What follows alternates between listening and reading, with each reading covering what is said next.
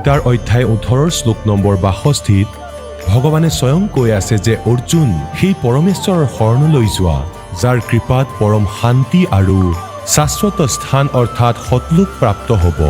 সেই পৰমেশ্বৰ কোন হয়, ক'ত আছে, কেনেকুৱা? জানিবৰ কাৰণে নিশ্চয় শুনক জগতগুৰু তত্ত্বদৰ্শী সন্ত ৰামপাল দেৱ মহাৰাজৰ অমৃত বচন।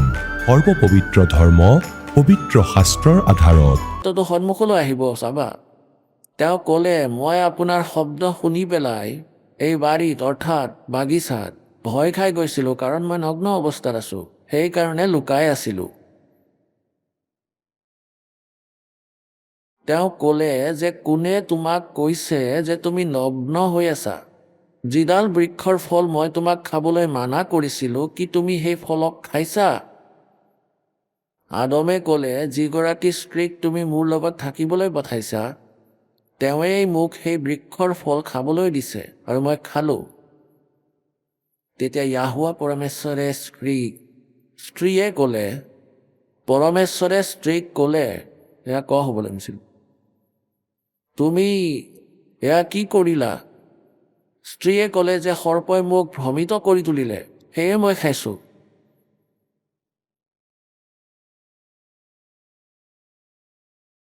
এতিয়া আগলৈ চোৱা, এয়া পৃষ্ঠা নম্বৰ 10। এতিয়া উৎপত্তি 3 আৰু 4।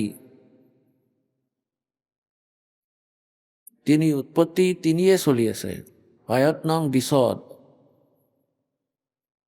আদমে নিজৰ পত্নীৰ নাম হৱা ৰাখিলে আৰু যিমান মানুহ জীৱিত আছে সেই সকলোৰে আদি মাক হ'ল য়াহুৱা পৰমেশ্বৰে আদম আৰু তেওঁৰ পত্নীৰ বাবে ছালৰ কাপোৰ বনাই তেওঁক পিন্ধালে।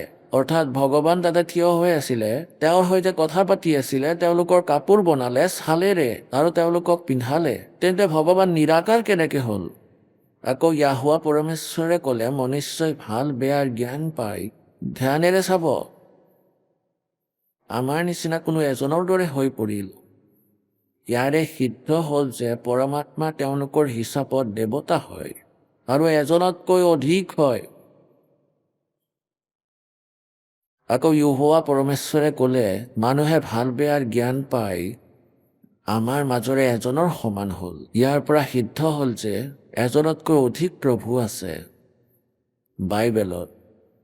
সেইবাবে এতিয়া এনেকুৱা নহওক যে তেওঁ হাত আগবঢ়াই জীৱনৰ ফল, বৃক্ষৰ ফল ছিগি খাওক আৰু সদায় জীৱিত হৈ থাকক। আগলৈ চাওক।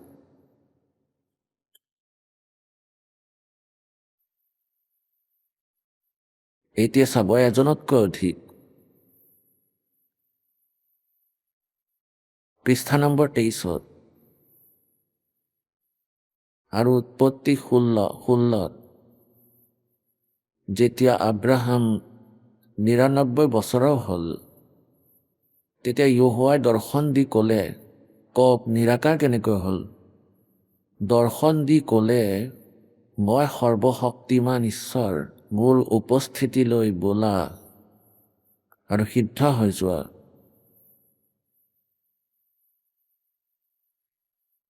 মই তোমাৰ সৈতে বচনবদ্ধ হ'ম আৰু তোমাৰ বংশ অত্যন্তভাৱে আগবঢ়াম। তেতিয়া আব্ৰাহামে মুখ ঠেকেচা খালে আৰু পৰমেশ্বৰক এইবোৰ কথা কৈ থাকিল।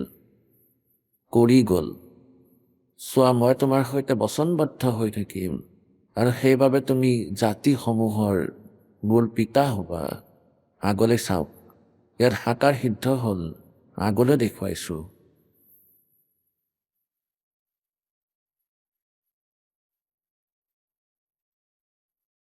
এয়া চাওক 24 নম্বৰ পৃষ্ঠাত। পুণ্যাত্মাসকল, কনচেপ্ট একেবাৰে ক্লিয়াৰ হৈ যাব। পৰমাত্মা কেনেকুৱা ইয়াতে চাওক 24 নম্বৰ পৃষ্ঠাত। ইয়াত 18 নম্বৰ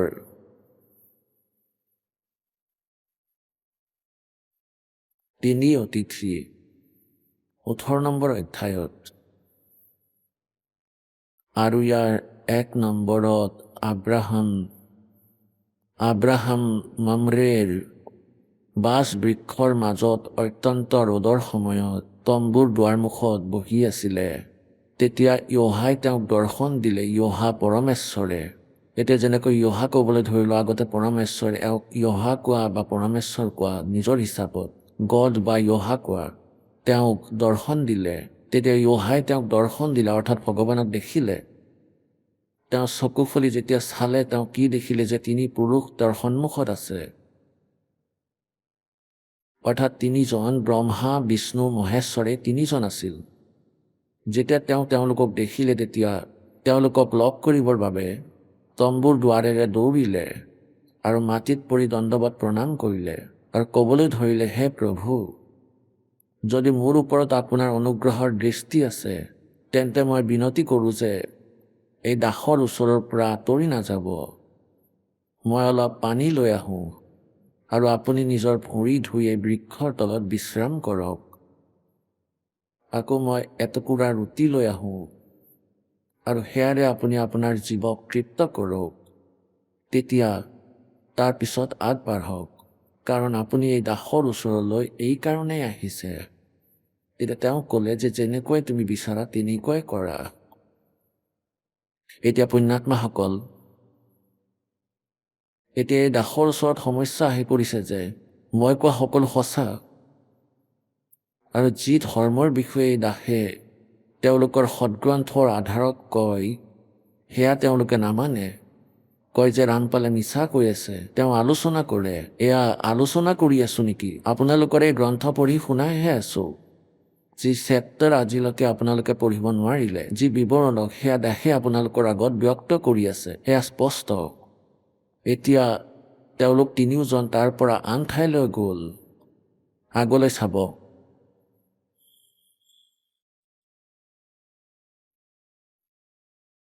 এতিয়া 25, 24 আমি পঢ়িলোঁ ইয়ালৈকে।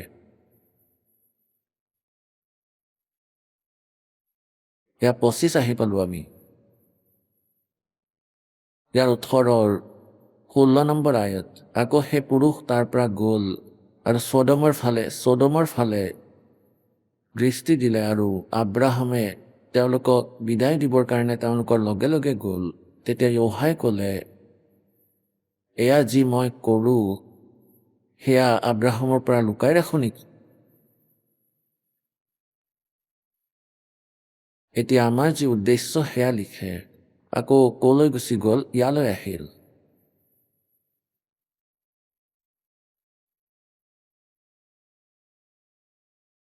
এয়া ইয়ালৈ আহিল।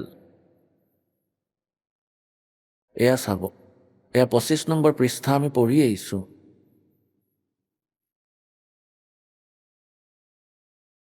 সন্ধিয়া সময়ত সেই দুয়ো দূত, এজনটো আন ক'ৰবালৈ গ'ল। দুজন দূত, অৰ্থাৎ দুজন ভগৱান, ছদমৰ ওচৰলৈ আহিল আৰু লুট ছদমৰ ফাটেকৰ ওচৰত বহি আছিল।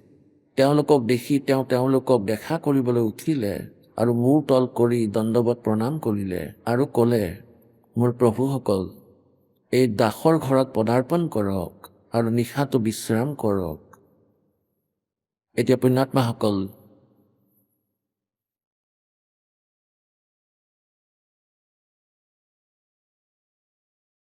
এতিয়া ইয়াত আৰু আন একোৱে বাকী নাথাকিল। এয়া সিদ্ধ হ'বলৈ যে ভগৱান নৰ আকাৰ, মনুষ্য সদৃশ, যিমান দেৱতা আছে সকলো সাকাৰ, আৰু তিনিওজন দেৱতা ব্ৰহ্মা, বিষ্ণু, মহেশ্বৰেই সকলোৰে কণ্ট্ৰলাৰ। এতিয়া পবিত্ৰ বাইবেলত, এতিয়া আপোনালোকে পবিত্ৰ বাইবেলত পঢ়িলে যে পৰমাত্মা মনুষ্য সদৃশ, তেওঁ 6 দিনতে সৃষ্টি ৰচিলে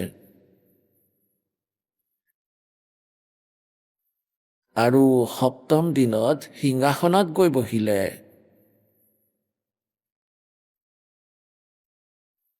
7ম দিনত সিংহাসনত গৈ বহিলে আৰু যিখন সিংহাসনত বিশ্ৰাম কৰিলে, এয়াতো ক্লিয়াৰ হয় পৰমাত্মা সাকাৰ হয়, কথা পাতি আছে, বাগিচাত ঘূৰি ফুৰিছে। তেনে নিৰাকাৰ কেনেকৈ হ'ল? এতিয়া চাবা, পবিত্ৰ কোৰাণ শ্বৰীফ, এই দুয়ো সদগ্ৰন্থ মিলি এয়া সিদ্ধ কৰিব যে পৰমাত্মা সাকাৰ হয়, নৰ আকাৰ হয়, আৰু তেওঁৰ নাম কবিৰ হয়। এয়া পবিত্ৰ কোৰাণ শ্বৰীফ। শ্বেৰৱানী সংস্কৰণ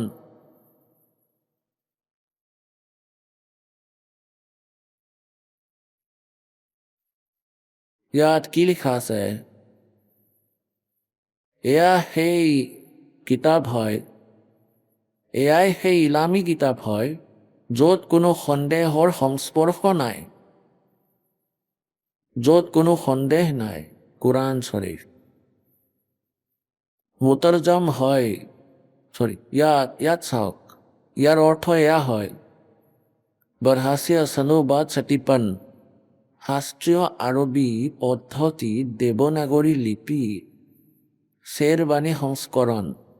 প্ৰকাশক হয় লক্ষ্ণৌ কিতাপঘৰ, মৌচমবাগ, সীতাপুৰ ৰোড, লক্ষ্ণৌ।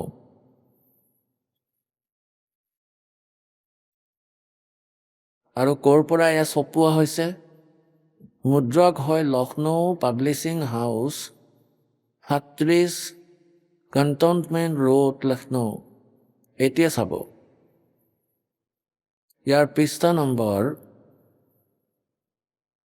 ৬০৪ৰ পৰা আৰম্ভ কৰিম।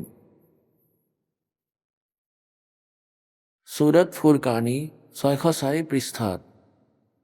ছুৰট ফুৰকানী হয় এয়া কোৰাণ শ্বৰীফ হয় আৰু ছুৰট ফুৰকানী ২৫। ইয়াত আমি তলত এয়া হয় ইয়াৰ আৰবী ভাষাত আৰু উৰ্দুত লিখা আছে। আৰবী ভাষা লিখা উৰ্দুত আছে। এয়া ভাষা আৰবী হয় আৰু লিখা আছে উৰ্দুত। যেনেকৈ এয়া হিন্দীত লিখি দিছে নাগৰী লিপিত, ইন কাদ জৰিয়ৰ আন আলিহিতান, এই ধৰণৰ এয়া যি গোটেই লিখা আছে, এয়া হয় উৰ্দু ভাষা আৰু লিখা এনেকৈ আছে। এয়া চাওক, তেন্তে ইয়াৰ ৫২ নং আয়তটো চাওক, ইয়াৰ পৰা আৰম্ভ হয়, ৫১ নং সমাপ্ত হ'ল। ইয়াত লিখিছে ফলা তুতিয়াল, এয়া আৰবী ভাষা হয়। আল্লাহ তুতিয়াল কাফিৰন উবে জাহিদুল, ইয়াত লিপি কেৱল দেৱনাগৰী হয়। বিহি জিহাদাল কবিৰন, এয়া কবিৰন কওক বা কবিৰা কওক। এতিয়া ইয়াক এই কনচেপ্টটো ক্লিয়াৰ কৰিব লাগিব। এতিয়া আপোনালোকক কোৰাণ মজিদ এই ভাষা অৰ্থাৎ লিখাৰ সময়ত ইয়াত কোৰাণ মজিদত আৰু কোৰাণ শ্বৰীফত আখৰৰো পাৰ্থক্য নাই, কিন্তু অনুবাদকসকলে আৰবী ভাষাৰ পৰা হিন্দী নাগৰীত লিখা হোৱা ইয়াক এওঁলোকে যিকোনো প্ৰকাৰে লিখিব পাৰে। কবিৰা কবিৰন, এয়া চাওক, কোৰাণ মজিদ মুতৰজম মে আৰবী মতন, প্ৰকাশক হ'ল আসিফ বুক ডিপো, ৪২২ মতিয়া মহল, জামা মছজিদ, দিল্লী ৬। এয়া চাব,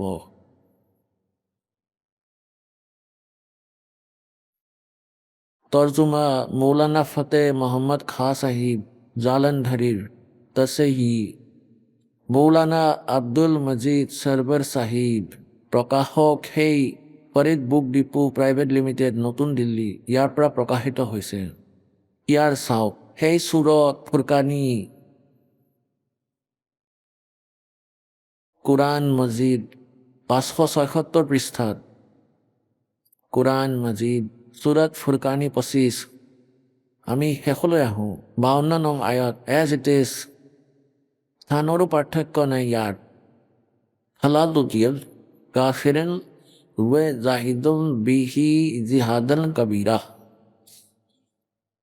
ইয়াক কবিৰন কোৱা, কবিৰ কোৱা, খবিৰা কোৱা, খবিৰন কোৱা, ই এটা শব্দৰেই পৰ্যায়বাচী ৰূপ। যেনেকৈ ইয়াত আয়ত নম্বৰ ৫৮ত খবিৰা লিখিছে, ইবাদহি খবিৰা, ইবাদহি মানে ইবাদতৰ যোগ্য, ইবাদত মানে পূজা, পূজাৰ যোগ্য, খবিৰা কবিৰা কবিৰ। আৰু ৫৯টো লিখা আছে, হস আল বিহি আৰহমানুম ৰহমান ফছল বিহি খবিৰা, ইয়াক খবিৰা কোৱা, খবিৰন কোৱা, কবিৰা কোৱা, ইয়াৰ মাজত কোনো পাৰ্থক্য নাই। আমি আকৌ কোৰাণ শ্বৰীফক আগলৈ লৈ যাওঁ।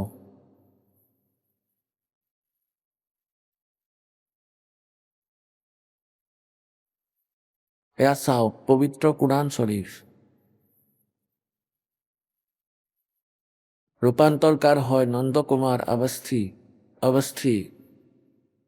আৰু এয়া সেয়াই কোৰাণ শ্বৰীফ। এয়া সেই ইলামী কিতাপ, এয়া সেইখনেই কিতাপ য'ত সন্দেহৰ কোনো আশংকা নাই। আৰু এই আটাইবোৰ এয়াই। আমি আকৌ ইয়ালৈ আহোঁ, পৃষ্ঠা নম্বৰ 604, আয়ত নম্বৰ 52। এয়া চাব, এয়া সূৰত ফুৰকানী 25। ফলা তুতিয়াল কাফিৰন व জাহিদুম বিহি জিহাদন কবীৰন। এয়া 52 নম্বৰ আয়ত। এয়া কবীৰন কোৱা, কবীৰা কোৱা বা কবীৰ কোৱা। এতিয়া এওঁলোকে ইয়াক অনুবাদো কৰিছে। এয়া 51 সমাপ্ত হ'ল, 52 তেওঁলোকে অনুবাদো কৰিছে হিন্দীতে। তেন্তে এই পেগম্বৰ অৰ্থাৎ কোৰাণ শ্বৰীফৰ জ্ঞান দিওঁতা আল্লাহ, যিজনক সম্পূৰ্ণ মুছলমান ধৰ্মই নিজৰ ভগৱান মানে, তেওঁ নিজৰ পয়গম্বৰ হজৰত মহম্মদ দেৱক আদেশ দি আছে যে হে পয়গম্বৰ, তুমি কাফিৰসকলৰ কথা নামানিবা। আৰু এই কোৰাণৰ দলিলৰ পৰা মই তোমাক যি আদেশ দি আছো, এওঁলোকৰ মোকাবিলা বৰ জোৰেৰে কৰা। তেওঁলোকে কবিৰৰ অৰ্থ ডাঙৰ কৰি দিছে। আৰু ইয়াত লিখিব লাগিছিল যে এই যিবোৰ কাফিৰ লোক আছে, এওঁলোকে কবিৰক ভগৱান বুলি বিশ্বাস নকৰে। আৰু তুমি এওঁলোকৰ কথাত নাহিবা, মোৰ দ্বাৰা দিয়া হোৱা নিৰ্দেশত অটুট থাকিবা আৰু সেই কবিৰৰ বাবে সংঘৰ্ষ কৰিবা। তেওঁ ভগৱান আৰু কাফিৰে তেওঁক ভগৱান বুলি নামানে, ইয়াৰ চিধা অৰ্থ। তেন্তে এই পয়গম্বৰ, তুমি কাফিৰসকলৰ কথা নামানিবা। আৰু এই কোৰাণৰ দলিলেৰে মই তোমাক বাৰ্তা দি আছোঁ, ইয়াৰ দ্বাৰা তেওঁৰ অৰ্থাৎ সেই পৰমাত্মা কবীৰ দেৱৰ বাবে সেইসকলৰ লগত সংঘৰ্ষ কৰিবা, মোকাবিলা কৰিবা, দৃঢ়তাৰে সংঘৰ্ষ কৰিবা। এতিয়া আয়াত নম্বৰ আমি 53 চাওঁ, 52 আমি পঢ়িলোঁ। আৰু এয়া ক'লোঁ যে এই কবিৰ সেই পৰমাত্মা, আৰু তেওঁৱেই যিজনে দুটা নদীক একত্ৰিত কৰিছিল, যিজনে গোটেই সৃষ্টি ৰচিলে, তেওঁলোকৰ কোৱাৰ অৰ্থ হ'ল চলাইছিলে। এটাৰ পানী মিঠা, পিয়াহ পলুৱা, আৰু এটাৰ বৰ তিতা, আৰু দুয়োটাৰে মাজত আৰ আৰু মজবুত আলি বনাই দিছিলে। অৰ্থাৎ তলত পৃথিৱীত মিঠা আৰু তিতা পানী আছে, দুয়োটাই বেলেগ বেলেগকৈ আছে। আৰু তেওঁৱেই হয় যিজনে পানীৰ টোপালেৰে মানুহ উৎপন্ন কৰিছে। পাছত তেওঁক চাহিবে নছব অৰ্থাৎ কাৰোবাৰ পুত্ৰ অথবা পুত্ৰী, আৰু শহুৰেকৰ ঘৰৰ অৰ্থাৎ কাৰোবাক জোৱাই বোৱাৰী বনালে। আৰু তোমাৰ পৰৱৰ্তীগাৰ অৰ্থাৎ কোৰাণ শ্বৰীফৰ জ্ঞানদাতাই কোনো অন্য পৰৱৰ্তীগাৰৰ ফালে সংকেত কৰি আছে, হজৰত মহম্মদক কৈ আছে। আৰু তোমাৰ পৰৱৰ্তীগাৰ সকলো বস্তু কৰাত শক্তিমান। আৰু কাফিৰে আল্লাহৰ বাহিৰে এনেসকলক পূজে যিয়ে না তেওঁক লাভ দিব পাৰে আৰু না তেওঁলোকক লোকচান। এওঁলোকে কৰ্ম কম বা বেছি কৰিব নোৱাৰে, দেৱতাসকলক পূজে। আৰু কাফিৰেতো নিজৰ পৰৱৰ্তীগাৰক পিঠি দি থৈছে, মুখ ঘূৰাই ৰাখিছে। এতিয়া 55 ইয়াতে সমাপ্ত হৈ যায়। এই পয়গম্বৰ, মই তোমাক সুখবৰ শুনাবলৈ আৰু মাথো শাস্তিৰ পৰা ভয় কৰিবলৈ পঠাইছোঁ। এতিয়া 57, এই লোকসকলক কোৱা যে মই তোমালোকৰ পৰা এই আল্লাহৰ আদেশত একো মজদুৰি বিচৰা নাই। হয়, যিয়ে বিচৰা নিজৰ পৰৱৰ্তীগাৰলৈ গৈ পোৱাৰ ৰাস্তা বাছি লোৱা। এতিয়া 58,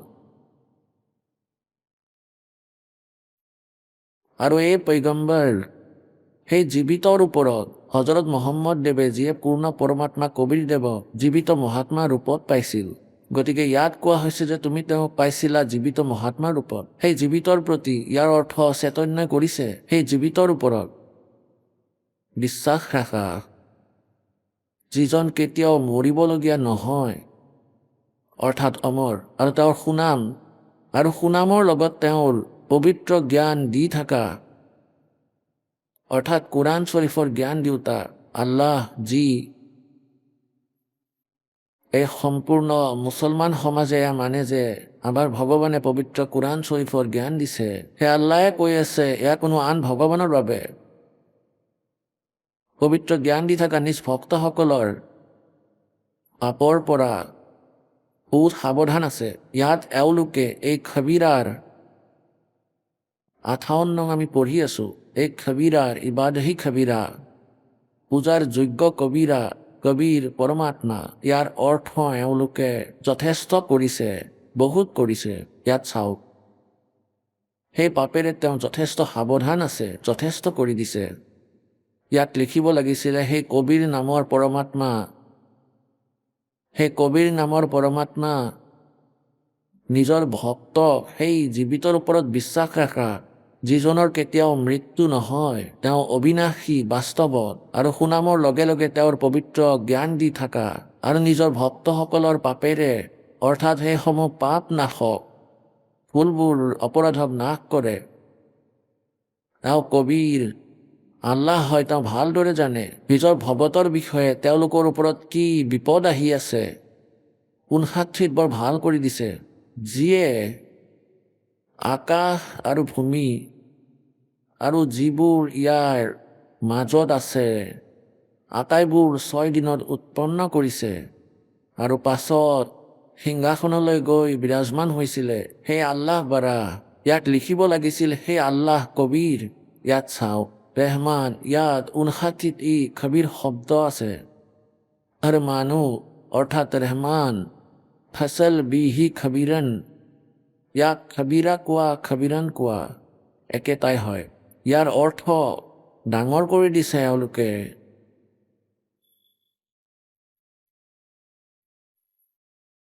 59 নম্বৰ আয়তত সূৰত ফুৰকানী 25ত, যিয়ে আকাশ আৰু ভূমি আৰু যিবোৰ ইয়াৰ মাজত আছে সকলো 6 দিনত উৎপন্ন কৰিছে, আৰু পিছত সিংহাসনত গৈ বিৰাজমান হৈছে। 6 দিনত সৃষ্টি ৰচিলে, আৰু 7ম দিনা এই আল্লাহ অৰ্থাৎ কবিৰ আল্লাহ পূৰ্ণ পৰমাত্মা সিংহাসনত গৈ বিৰাজমান হ'ল। সেই আল্লাহ ডাঙৰ, অৰ্থাৎ আল্লাহ কবিৰ ৰহমান হয়, দয়ালু হয়। গতিকে তেওঁৰ খবৰ অৰ্থাৎ কোৰাণ শ্বৰীফৰ জ্ঞান দিওঁতা আল্লাহো সেই পূৰ্ণ পৰমাত্মাৰে বাখবৰ নহয়, তেওঁৰ বিষয়ে জ্ঞাত নহয়। সেয়েহে তেওঁৰ খবৰ হজৰত মহম্মদক কৈ আছে যে সেই পূৰ্ণ পৰমাত্মাৰ খবৰ, যিজনে সৃষ্টি ৰচিলে, সিংহাসনত গৈ বহিলে। কোনো বাখবৰ ইলমসকলক সুধি চোৱা, বাখবৰক অৰ্থাৎ তত্ত্বদৰ্শী সন্তক সুধি চোৱা, মই নাজানো। আকৌ পঢ়ক, যিয়ে আকাশ আৰু মাটি আৰু যি ইয়াৰ মাজত আছে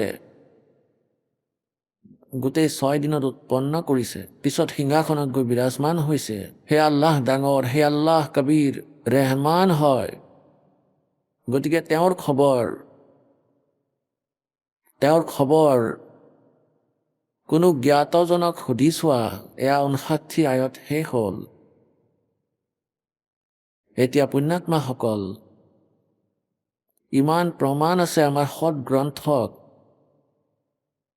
এতিয়া ইয়াৰে সিদ্ধ হৈ গ'ল যে দুয়োখন পবিত্ৰ সৎগ্ৰন্থই মিলি জুলি এয়া সিদ্ধ কৰি দিছে যে পৰমাত্মা মনুষ্য সদৃশ শৰীৰযুক্ত, মনুষ্যৰ দৰে সাকাৰ, আৰু তেওঁৰ নাম কবিৰ হয়। এয়া পবিত্ৰ বেদেও প্ৰমাণিত কৰে যে তেওঁ পৰমাত্মা কবিৰ দেৱ হয়। আমি তেওঁক কবিৰ দেৱ বুলি লিখোঁ। বেদত কবিৰ দেৱ, কবিৰ লিখা আছে, কবিৰ। আমি তেওঁক কবিৰ দেৱ ক'ব ধৰিছোঁ। কবিৰ চাহেব ক'ব ধৰিছোঁ। এতিয়া পৰমাত্মা কবিৰদেৱে কি কৈছে?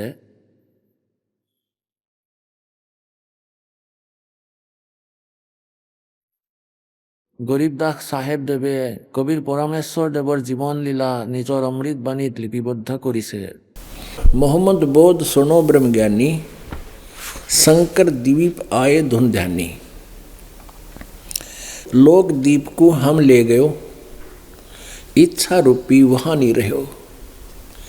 उल्ट मोहम्मद महल पठाया, गुज बीरज एक कलमा लाया। रोजा बंग नमाज दे रे, बिस्मल की नहीं बात कही रे। चार यार मिल मसलत भीनी, गऊ पकड़कर बिस्मल कीनी। तब हम मोहम्मद याद किया रे, शब्द स्वरूपी हम बेग गया रे। मुई गऊ हम बेग जवाई, तब मोहम्मद का निश्चय आई। तुम सत कबीर अल्लाह दरवेसा, मनी मोमन मोहम्मद का गया अंदेशा। दास गरीब अनाहद थीरम, भजलो सतनाम और सत कबीरम। এতিয়া ইয়াত গৰীবদাস চাহেবদেৱে স্পষ্ট কৰিছে যে কবিৰ পৰমেশ্বৰে হজৰত মহম্মদ দেৱক লগ পাইছিলে আৰু তেওঁক নিজৰ সৎলোকলৈ লৈ গৈছিলে। লোকদ্বীপ, ইয়াত এক ব্ৰহ্মাণ্ডৰ মাজত এখন ৰাজদূত ভৱন আছে। যেনেকৈ প্ৰত্যেক দেশৰ থাকে, ইয়াত এই ব্ৰহ্মাণ্ডত পৰমাত্মাৰ এটা বেলেগ ঠিকনা আছে। ইয়াক না ব্ৰহ্মাই জানে, না বিষ্ণুৱে জানে, না শিৱই জানে, আৰু কালো তালৈ গৈ নাপায়। গতিকে তাতে পৰমাত্মাই কৈছে যে মই মহম্মদক তালৈ লৈ গৈছিলোঁ। ইচ্ছাৰূপীভাৱে তাত নাথাকিলে, কাৰণ হজৰত মহম্মদ দেৱৰ ইয়াত লাখ লাখ অনুগামী হৈছিল, কিন্তু তাতে তেওঁ নিজ ইচ্ছাৰেই নাথাকিল। যেতিয়ালৈকে তাতে থকাৰ ইচ্ছা নহ'ব তেতিয়ালৈকে পৰমাত্মাই ৰাখিব নোৱাৰে। कहते उल्ट मोहम्मद महल पठाয়, ওলোটাই শৰীৰৰ ভিতৰলৈ তেওঁক পঠিয়াই দিছিলে, তেওঁৰ আত্মাক লৈ গৈছিল। আৰু কোৱা হয় উল্ট মোহাম্মদ महल पठाया, गुज बीरज एक कलमा लाया। रोजा बंग नमाज दे रे, बिस्मल की नहीं बात कही रे। হজৰত মহম্মদ দেৱে আপোনালোকক গৰু অথবা আন কোনো পশু পূজন কৰিবলৈ কোৱা নাই। তেওঁ কেৱল ৰোজা ৰাখিবলৈ আৰু বংগ আৰু নামাজ, মছজিদৰ ওপৰত উঠি আজান দিবলৈ আৰু কেৱল নামাজ পঢ়িবলৈহে কৈছিলে, কোনো গৰুক মাৰিবলৈ নাই কোৱা। কি আছিল? এবাৰ কি হ'ল যে হজৰত মহম্মদ দেৱে যেতিয়া পৰমাত্মাক লগ কৰি উভতি তেওঁক লৈ গৈছিল এই পৰমাত্মা কবিৰদেৱে, গতিকে কিছু সময় মালিকৰ লগত থাকিলে কিছু সিদ্ধি আহি যায়। সেই পৰমাত্মা ইমান সিদ্ধি সম্পন্ন, যেনেকৈ চুম্বকৰ লগত কিছু সময় লোহা ৰাখিলে অস্থায়ী চুম্বক হৈ যায়, এনেকুৱা সিদ্ধি হজৰত মহম্মদ দেৱৰ আহি গ'ল। হজৰত মহম্মদ দেৱ এদিনাখন বহি আছিলে আৰু তেখেতে কাৰোবাৰ ছাগলী মাৰিলে নিজ সিদ্ধিৰে, আৰু ছাগলীটো মৰি গৈছিল। এতিয়া সেই ব্যক্তিজনে কান্দিব ধৰিলে যে স্বামীজী, মোৰ এই গৰীবৰ মাথো এটাই ছাগলী আছিল আৰু ই মৰি গ'ল, মোৰ কি হ'ব? তেতিয়া তেওঁ সিদ্ধিৰে, আৰু বহুতো লোক তাতে আছিলে, চৰাই থকা ভেড়া ছাগলী তেওঁলোকে বেছিকৈ পালে। তেতিয়া হজৰত মহম্মদ দেৱে তাক জীৱিত হ'বলৈ আদেশ দিলে, সি জীৱিত হৈ গ'ল। তেতিয়া সেই ব্যক্তিজনৰ আনন্দৰ সীমা নোহোৱা হ'ল, আৰু যিমান মুছলমান তেওঁৰ অনুগামী যাতে থিয় হৈ আছিল 10-20 জন, তেওঁলোকৰো আশ্চৰ্যৰ সীমা নাথাকিল। সকলো ঠাইত নগৰে নগৰে ঢোল পিটিলে যে আমাৰ হজৰত মহম্মদ দেৱ নবী হয়, আৰু তেখেতে ছাগলী মাৰি জীৱিত কৰি দিছে। এতিয়া এই কথাৰ আন লোকসকলে বিৰোধিতা কৰিলে যে মিছা কৈছে, এয়া হ'বই নোৱাৰে। যদি এনেকুৱা কৰিব পাৰে তেনেহ'লে আমি তেওঁক মানি ল'ম। তেতিয়া এই কথাৰ বিৰোধিতা হোৱা দেখি চাৰিজন ব্যক্তিয়ে মিলি হজৰত মহম্মদ দেৱক প্ৰাৰ্থনা কৰিলে। হজৰত মহম্মদ দেৱক ক'ব ধৰিলে যে মানুহে এনেকৈ কৈ আছে যে আপোনাৰ পীৰে একো কৰিব নোৱাৰে। হে পয়গম্বৰ, তুমি মিছা কৈছা, তুমি ছাগলীক মাৰি জীৱিত কৰা নাই, আমাক মিছা কৈ আছে। তেতিয়া হজৰত মহম্মদ দেৱে ক'লে যে ঠিক আছে, তেওঁলোকক মাতি দিয়া, মই এজনী গাইক মাৰি জীৱিত কৰিম। সেই লোকসকলেও কিছু কঠিন কৰি দিলে যে তুমি এই গাইক জীৱিত কৰি দিয়া, আমি মানি ল'ম। তেতিয়া সেই দিন নিশ্চিত হ'ল, সেই গাইজনী তাতে থিয় কৰোৱা হ'ল আৰু বহুত দৰ্শক একত্ৰিত হ'ল। হজৰত মহম্মদ দেৱে নিজ বচনেৰে গাইজনীক মাৰি দিলে, কিন্তু গাইজনী জীৱিত নহ'ল, কাৰণ সেই সিদ্ধি শেষ হৈ গ'ল। তেতিয়া পৰমাত্মাক মনত পেলালে। কোৱা হয়, तब हम मोहम्मद याद किया रे शब्द स्वरूपी हम बेग गया रे मुई गऊ हम तत्काल जिवाई तब मोहम्मद के निश्चय आई तुम कबीर अल्लाह दरवेशा और मोमन मोहम्मद का गया अंदेशा। আৰু ভ্ৰম আঁতৰিল, ক'লে যে আপুনিতো সঁচাকৈ পৰমাত্মা হয়।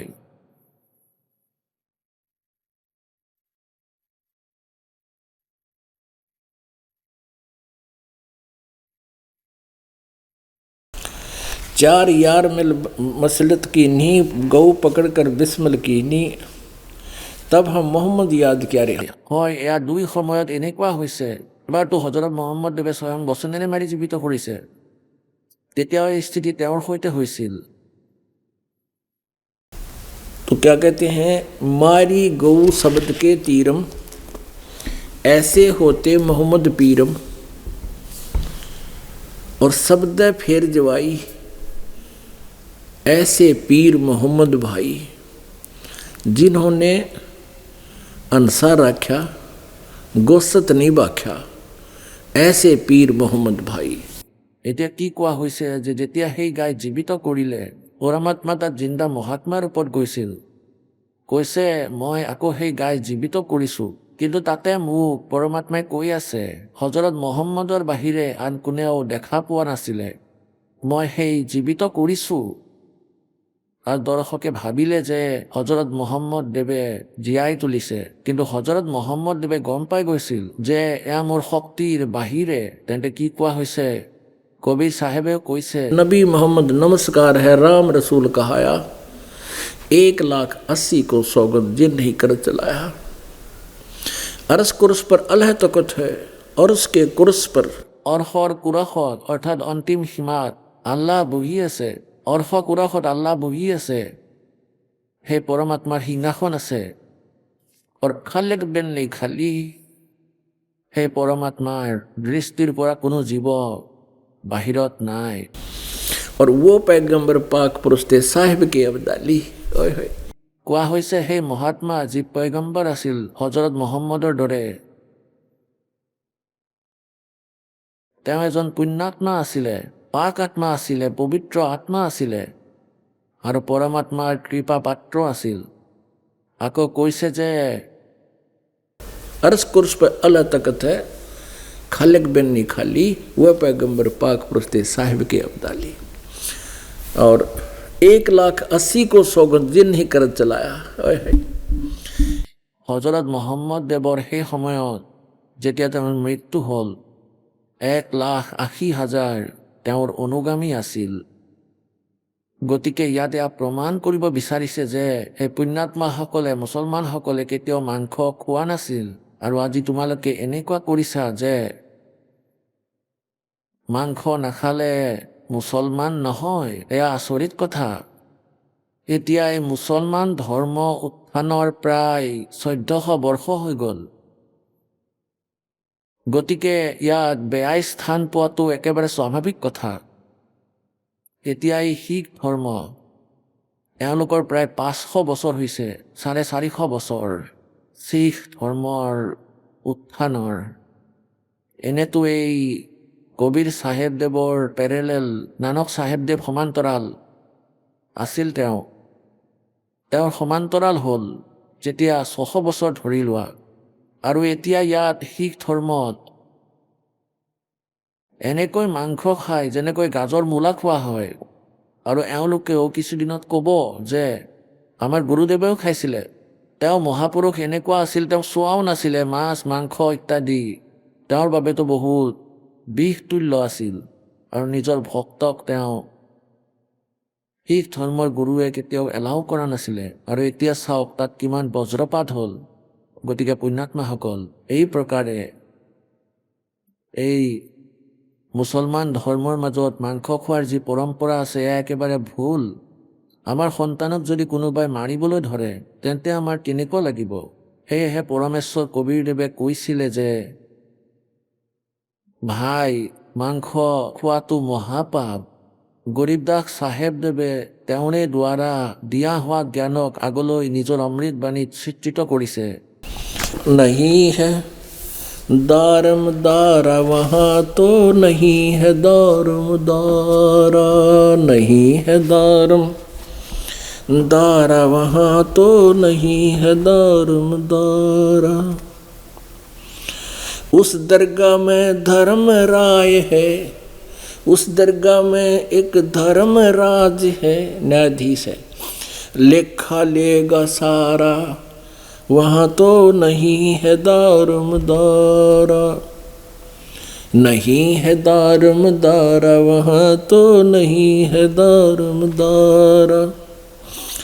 मुल्ला को के बंग सुनावे, मुल्ला को के बंग सुनावे, ना बैरा करतारा, वहाँ तो नहीं है दारमदारा, नहीं है दारमदारा, वहाँ तो। 300 रोजे खून करत हो, 300 रोजे खून करत हो, क्यों कर हो दीदारा, वहाँ तो नहीं है दारमदारा, नहीं है दारमदारा, वहाँ तो नहीं है दारमदारा। मूल गवाए चले हो काजी, मूल गवाए चले हो काजी, भर लिया घोर अंगारा, वहाँ तो नहीं है दारमदारा, नहीं है दारमदारा, वहाँ तो नहीं है दारमदारा। बहुत जल बूढ़ गए हो भाई, बहुत जल डूब गए हो भाई, थारा कीजिएगा मुँह काला, वहाँ तो नहीं है दारमदारा, नहीं है दारमदारा, वहाँ तो नहीं है दारमदारा। वेद पढ़े पर भेद न जाने, वेद पढ़े पर भेद न जाने, ये बातें पुराण 18, वहाँ तो नहीं है दारमदारा, नहीं है दारमदारा, वहाँ तो नहीं है दारमदारा। এতিয়া কবিৰ পৰমেশ্বৰদেৱে মুছলমানসকলৰ মোল্লা আৰু কাজীসকলক বুজাই আছে যে তোমালোকে যি মাৰ্গত চলি আছা এয়া আমাৰ সদগ্ৰন্থৰ বিপৰীত। এতিয়া হিন্দুসকলৰ পাণ্ডা ব্ৰাহ্মণসকলক ধমক দি আছে, বুজাই আছে। वेद पढ़े पर भेद न जाने, वेद पढ़े पर भेद न जाने, ये बातें पुराण 18, वहाँ तो नहीं है दारमदारा, नहीं है दारमदारा, वहाँ तो नहीं है दारमदारा। जड़ को अंधरा पान खवावे, শিলৰ মূৰ্তিৰ আগত ফুল পাত অৰ্পণ কৰে, তুলসীৰ পাতো। जड़ को अंधरा पान खवावे, और भूल गया सृजनहारा, वहाँ तो नहीं है दारमदारा, नहीं है दारमदारा, वहाँ तो नहीं है दारमदारा।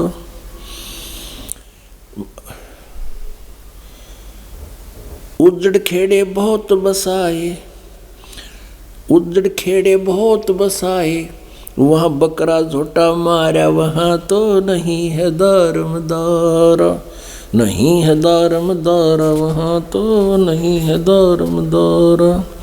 जाको तो तुम मुक्ति कहते हो, जाको तो तुम मुक्ति कहते हो, सो है कच्चे बारा वहाँ तो नहीं है दारमदारा। मांस मछलियाँ खाते पांडे, मांस मछलियाँ खाते पांडे, किस विधर है अचारा वहाँ तो नहीं है दारमदारा। नहीं है दारमदारा वहाँ तो नहीं है दारमदारा।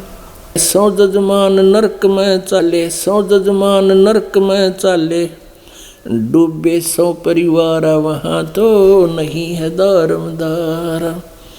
नहीं है दारमदारा वहाँ तो नहीं है दारमदारा। छाती तोड़े हनजम क्यों करे, छाती तोड़े हनजम क्यों करे, वहाँ लग गए जम का लारा वहाँ तो नहीं है दारमदारा। नहीं है दारमदारा वहाँ तो नहीं है दारमदारा।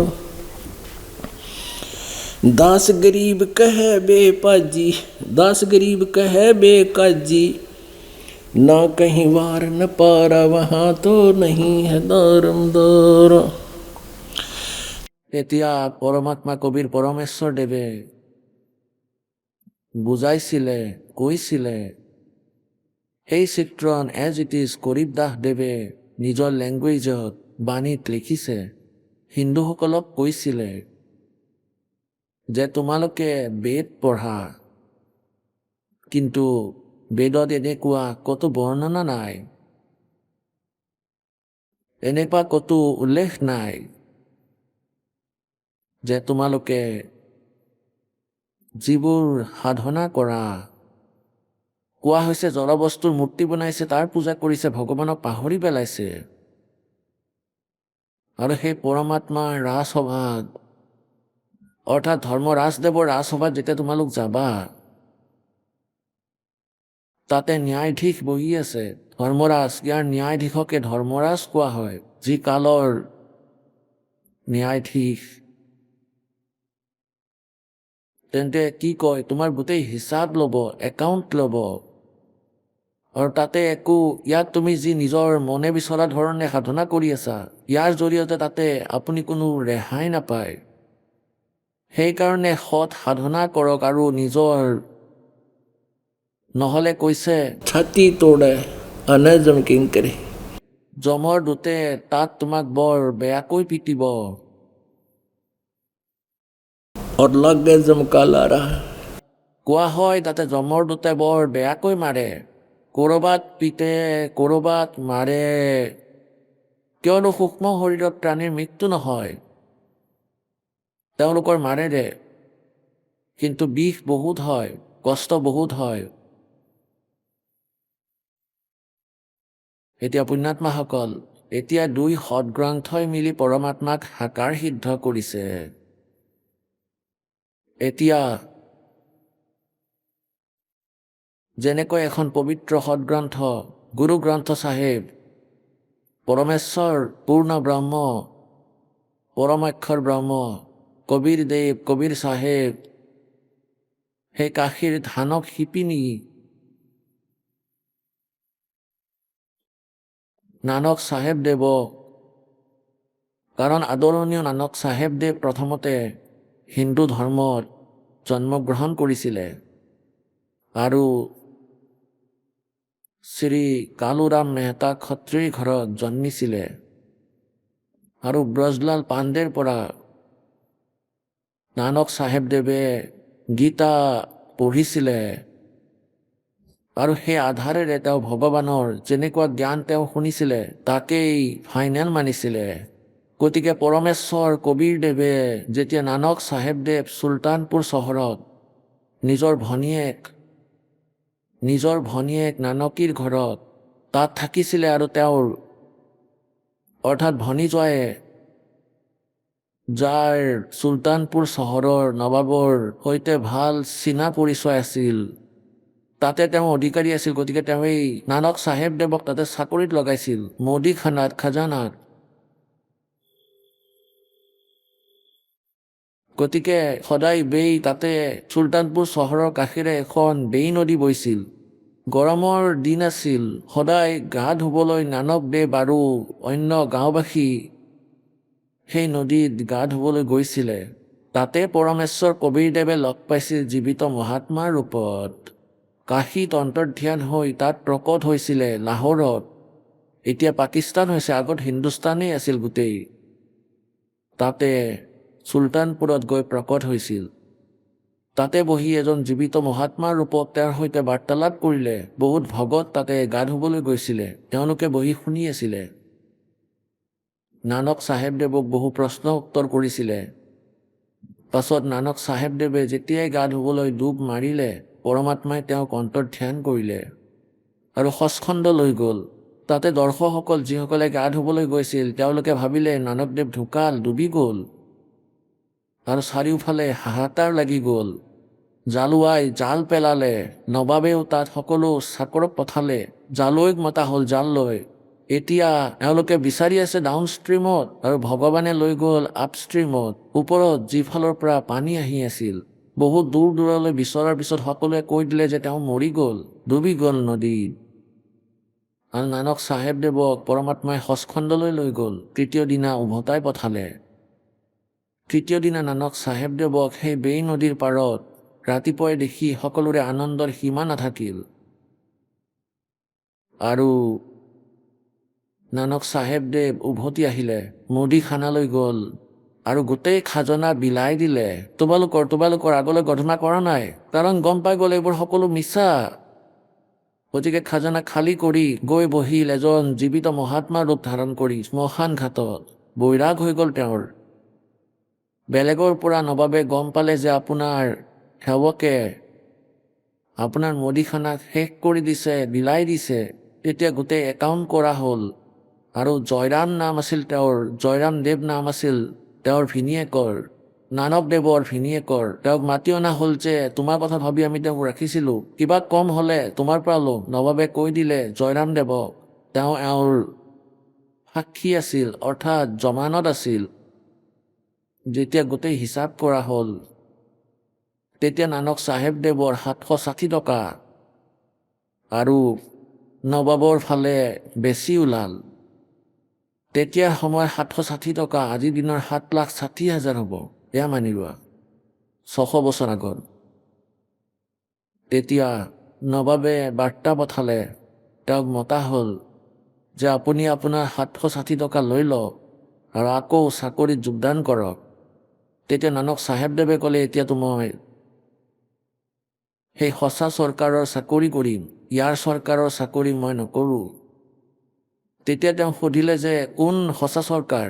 সেই পৰম পিতা সৎপুৰুষ, অকাল পুৰুষ, সেই পৰমাত্মাৰ চাকৰি কৰিম, তেখেতে আদেশ কৰিছে। তেখেতে আপোনাক কেতিয়া আদেশ কৰিছে? যে তেখেতে মোক বেই নদীত ডুবি যোৱাৰ বাহানা কৰি সচখণ্ডলৈ নিছিলে আৰু তেখেতক মই বিচাৰিম, তেওঁ পৃথিৱীলৈ আহিছে। প্ৰথম উদাসীন যাত্ৰাত নানক চাহেবদেৱ বেনাৰসীত গ'ল, কাশীত। কাৰণ বাৰ্তাৰ সময়ত পৰমেশ্বৰে কৈছিলে আৰু ওপৰত সচখণ্ডতো কৈছিলে যে মই কাশীত বেনাৰসীত শিপিনী ধানকৰ কাম কৰোঁ আৰু তালৈ আহি যাবা, তোমাক সতনাম দিম।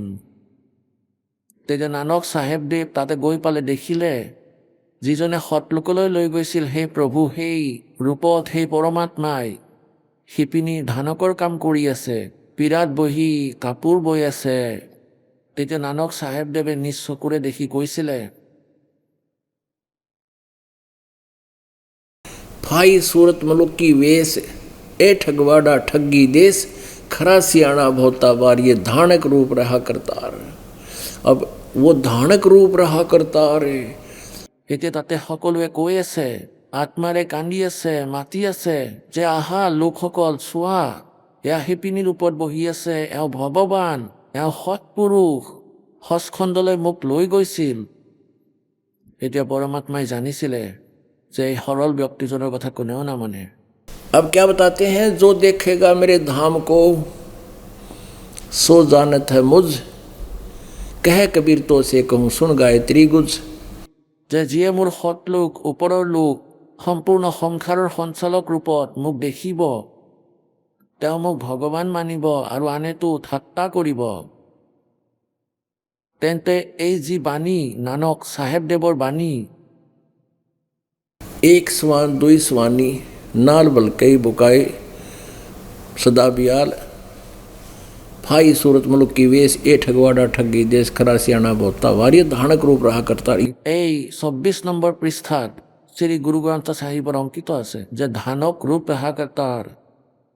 গতিকে পুণ্যাত্মাসকল, এই তিনি পবিত্ৰ ধৰ্মৰ পবিত্ৰ সৎগ্ৰন্থই এয়া সিদ্ধ কৰি দিছে যে কবীৰ ইজ গড,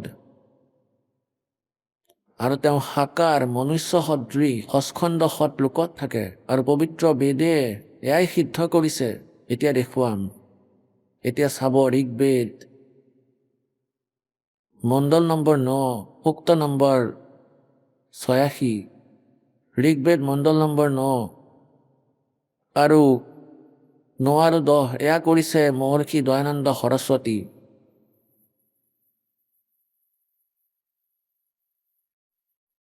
প্ৰকাশক হ'ল সৰ্বদেশিক আৰ্য প্ৰতিনিধি সভা। মহৰ্ষি দয়ানন্দ ভৱন, ৰামলীলা মৈদান, নতুন দিল্লী। ইয়াত ফোন আৰু ফেক্স নম্বৰ আছে। ঋগ্বেদ আৰ্য ভাষা ভাষ্য মহৰ্ষি দয়ানন্দ সৰস্বতীকৃত। মুদ্ৰক হ'ল prince offset printers, 1510 পটৌদি house, Daryaganj, নতুন দিল্লী। এয়াই এওঁলোকৰ ফোন আৰু ফেক্স নম্বৰ। ইয়াত চাব ঋগ্বেদ মণ্ডল নম্বৰ ৯ সূক্ত নম্বৰ ৮৬ আৰু মন্ত্ৰ নম্বৰ ২৬।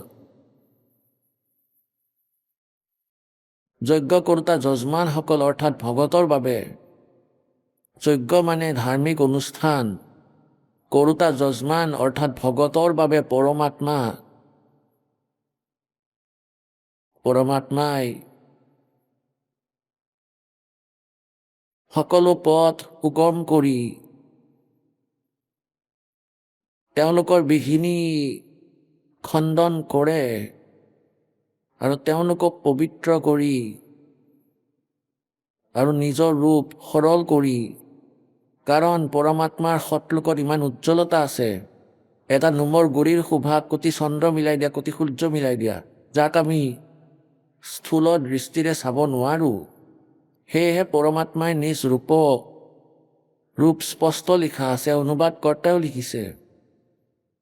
সৰল কৰি অৰ্থাৎ পাতল তেজপুঞ্জৰ শৰীৰ বনাই সেই কান্তিময় পৰমাত্মা, ইয়াত কবি লিখিছে, ইয়াক কবীৰদেৱ লিখিব লাগিছিলে, ইয়াত কবীৰদেৱ লিখিব লাগিছিল। সেই কবীৰদেৱ বিদ্যুতৰ সমান ক্ৰিয়া কৰি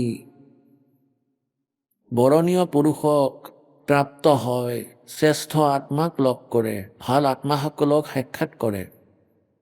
আগলৈ চাওক, ২৭ত বৰ ভাল কৰিছে। যিজন পৰমাত্মা তেজপুঞ্জ পৰমাত্মা, যিজন পৰমাত্মা, যিজন পৰমাত্মা দিওলোকত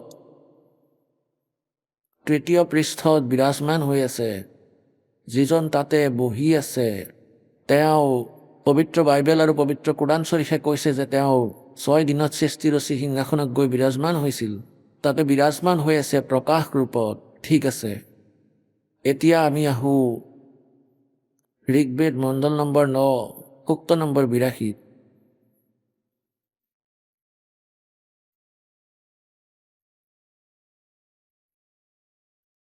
মণ্ডল নম্বৰ ৯ সূক্ত ৮২, ইয়ালৈ আহি যাওক। মন্ত্ৰ নম্বৰ ১, যি সৰ্ব উৎপাদক প্ৰভু অৰ্থাৎ সকলোৰে সৃষ্টিকৰ্তা, ৰচনা কৰোতা পৰমাত্মা, প্ৰকাশ ৰূপ। ইয়াত প্ৰকাশ ৰূপ লিখা আছে, য'ত লিখিব লাগিছিল তেজময় শৰীৰযুক্ত। প্ৰকাশ ৰূপ সৎগুণৰ বৃষ্টি কৰোতা, পাপৰ হৰণ কৰোতা। তেওঁ ৰাজেৱ, ৰজাৰ সমান। চাওক, ইয়াৰ অনুবাদ ৰজাৰ, এয়া ২৬৯ পৃষ্ঠাত, আৰু ২৭০ত অনুবাদ কৰিছে ইয়াৰ ৰজাৰ সমান। এয়া 270ত ৰজাৰ সমান দৰ্শনীয় চোৱাৰ যোগ্য সাকাৰ আৰু তেওঁ পৃথিৱী আদি লোক লোকান্তৰৰ চাৰিওফালে শব্দায়মান হৈ আছে সেই বৰণীয় পুৰুষক যি দৃঢ় ভক্ত তেওঁক পবিত্ৰ কৰি প্ৰাপ্ত হয়। আহক আমি এতিয়া সেই শ্ৰদ্ধালুসকলৰ অনুভৱবোৰ জানো যিসকলে জগতগুৰু তত্ত্বদৰ্শী সন্ত ৰামপাল দেৱ মহাৰাজৰ পৰা দীক্ষা প্ৰাপ্ত কৰিছে তথা তেওঁৱেই কোৱা ভক্তি মাৰ্গ এওঁলোকে অৱলম্বন কৰি আছে। নমস্কাৰ ছাৰ। সৎ চাহেব, ছাৰ কি নাম আপোনাৰ? মোৰ নাম কৃষ্ণা দাস হয়। কৃষ্ণা, আপুনি ক'ৰ পৰা আহিছে? মই বলোদা বজাৰ ছত্তীশগড়ৰ। কৃষ্ণা, আপুনি সন্ত ৰামপালদেৱ মহাৰাজৰ পৰা নাম দীক্ষা কেতিয়া ল'লে? মই মুক্তিদাতা সন্ত ৰামপালদেৱ মহাৰাজৰ পৰা নাম দীক্ষা 12/10/2020 লৈছোঁ। সন্ত ৰামপালদেৱ মহাৰাজৰ পৰা নাম দীক্ষা লোৱাৰ আগতে আপুনি কি ভক্তি সাধনা কৰিছিল? মই হিন্দু ধৰ্মৰ হনুমান দেৱৰ ভক্তি সাধনা কৰিছিলোঁ, হনুমান চালিচাৰ পাঠ কৰিছিলোঁ। তেন্তে আপুনি সন্ত ৰামপালদেৱ মহাৰাজৰ শৰণলৈ কিয় আহিলে? আমাৰ এজন ভগতদেৱ আছে আশুতোষ বন্ধাৰা, তেওঁৰ পৰা মই গম পালোঁ সন্ত ৰামপালদেৱ মহাৰাজৰ পৰা নাম দীক্ষা লোৱাৰ বাবে। তেওঁ মদ খাইছিলে, সেয়া এৰা খালে, সেইবাবে ময়ো নাম দীক্ষা ল'লোঁ। ছাৰ, আপুনি সন্ত ৰামপালদেৱ মহাৰাজৰ পৰা নাম দীক্ষা লোৱাৰ পিছত কিবা লাভ পালেনে? মইতো বহুত লাভ পালোঁ। তাৰে ভিতৰত ডাঙৰ লাভটো হ'ল মই আগতে মদ খাইছিলোঁ আৰু 2-3 বছৰ আগতে মই মদ বহুত বেছিকৈ খাইছিলোঁ, বিয়াৰ ইত্যাদি খাইছিলোঁ। এদিনত 8-10টামান বিয়াৰ খাই দিছিলোঁ। সেয়া এৰাৰ পিছত মই ৱাইন খোৱা আৰম্ভ কৰিছিলোঁ। মদটো 10-12টা বটল মই 24 ঘণ্টাতে খাই দিছিলোঁ। মই মদ বহুত বেছিকৈ খাইছিলোঁ, যাৰ বাবে মোৰ টোপনি নাহিছিল। ডিউটিৰ পৰা অহাৰ পিছত ৰাতি শুব নোৱাৰিছিলোঁ। টোপনি গ'লেও 12-1টামান বজাত আকৌ উঠিছিলোঁ। শুই উঠাৰ পিছত মোৰ লগত মদ আছিলেই, সেই মদ আকৌ খালেহে টোপনি আহিছিল। তাৰপিছত ৰাতিপুৱা আকৌ 5-6 বজাত উঠিছিলোঁ। এনেদৰে মোৰ টোপনিয়ে পূৰ্ণ হৈছিল। আৰু মই যেতিয়া সন্ত ৰামপালদেৱ মহাৰাজৰ পৰা উপদেশ ল'লোঁ, মোৰ মদ একেবাৰেই এৰা খালে। মাছ মাংসও খাইছিলোঁ, সেয়াও একেবাৰে বাদ দিলোঁ। এতিয়া মই বহুত সুখী। আগতে মই মানসিক সমস্যাতেও ভুগিছিলোঁ। মানসিক টেনশ্যনৰ বাবে টোপনি অহা নাছিল বহুত বেছি। মূৰত কিবা কিবি চলি আছে, যাৰ তাৰ ওপৰত খং উঠিছিলে। এতিয়া সকলো সমস্যা ভাল হ'ল। এতিয়া মই ভালদৰে ভক্তি কৰি আছোঁ। এয়া মোৰ লগত বহুত ডাঙৰ চমৎকাৰ হ'ল। ছাৰ, আপুনি সন্ত ৰামপালদেৱ মহাৰাজৰ পৰা নাম দীক্ষা লোৱাৰ পিছত বহুত লাভ পালে। আপুনি ছত্তীশগড় পুলিচত হেড কনষ্টেবল হয়। আপুনি কৈছিল যে আপুনি বহুত বেছি মদ খাইছিল আৰু যেতিয়া আপোনাৰ টোপনি নাহে তেতিয়া আপুনি আকৌ মদ খাইছিলে, তেতিয়াহে টোপনি আহিছিল। এইটো কেনেকৈ সম্ভৱ হৈ আছে যে মানুহে আন ক'তোৱে নিচা এৰুৱাব নোৱাৰে আৰু বহুত চেষ্টাও কৰে, কিন্তু সন্ত ৰামপালদেৱ মহাৰাজৰ শৰণলৈ যেতিয়াই আহে নিচা এৰি দিয়ে? এইটো কেনেকৈ সম্ভৱ? মুক্তিদাতা সন্ত ৰামপালদেৱ মহাৰাজে যি প্ৰবচন দিয়ে, যি নাম উপদেশ দিয়ে, সেয়া ডাইৰেক্ট পৰমাত্মাৰে নাম উপদেশ হয়। আৰু সেই নাম উপদেশ মই আজিলৈকে পোৱা নাছিলোঁ। এই মুক্তিদাতা সন্ত ৰামপালদেৱ মহাৰাজ পৰমাত্মাৰে ৰূপ হয়, তেওঁৱেই অৱতাৰ হয়, যাক আমি এতিয়ালৈকে বুজিব পৰা নাছিলোঁ। তেওঁৰ পৰা নাম উপদেশ পালোঁ।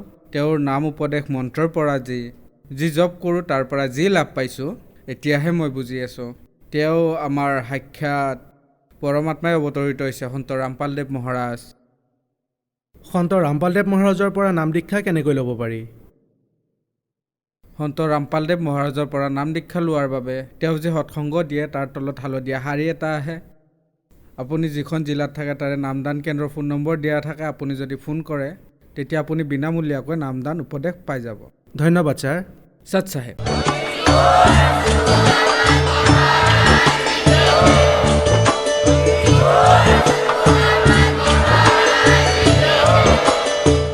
আপুনি শুনি আছিলে জগতগুৰু তত্ত্বদৰ্শী সন্ত ৰামপালদেৱ মহাৰাজৰ মংগল প্ৰবচন। অধিক জানিবৰ বাবে ভিজিট কৰক আমাৰ ৱেবছাইট www.jagatgururampalji.org। সন্ত ৰামপালদেৱ মহাৰাজৰ শুভ আশীৰ্বাদত সমগ্ৰ বিশ্বতে 500তকৈও অধিক নাম দীক্ষা কেন্দ্ৰ আছে, য'ত সন্ত ৰামপালদেৱ মহাৰাজৰ দ্বাৰা বিনামূলীয়া নাম দীক্ষা দি থকা হৈছে। আপোনাৰ নিকটৱৰ্তী নাম দীক্ষা কেন্দ্ৰৰ ঠিকনা জানিবলৈ সম্পৰ্ক কৰক 8222880541।